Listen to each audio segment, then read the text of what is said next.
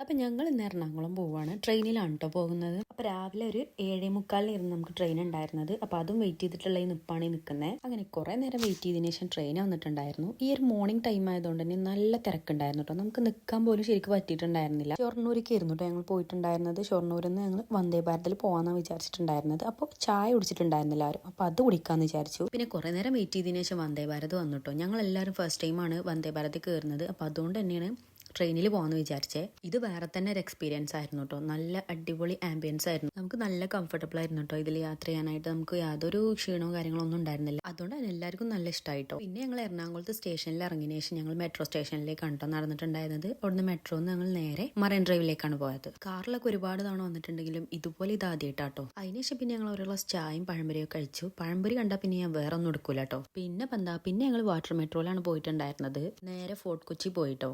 പിന്നെ തിരിച്ച് വീട്ടിലേക്ക് പോകുന്ന വീഡിയോ ഒന്നും എനിക്ക് എടുക്കാൻ പറ്റിയിട്ടില്ല. ഫോട്ടോച്ചിന്ന് അത്യാവശ്യം നല്ല രീതിയിൽ തന്നെ വെയിൽ കൊണ്ടിട്ടുണ്ടായിരുന്നു. അതുകൊണ്ട് ആകെപ്പാടെ ക്ഷീണിച്ചിട്ടുണ്ടായിരുന്നു എല്ലാവരും. അപ്പോൾ ഇത്രയൊക്കെ ഉള്ളൂ ഇന്നത്തെ വീഡിയോ. അപ്പോൾ ഓക്കെ.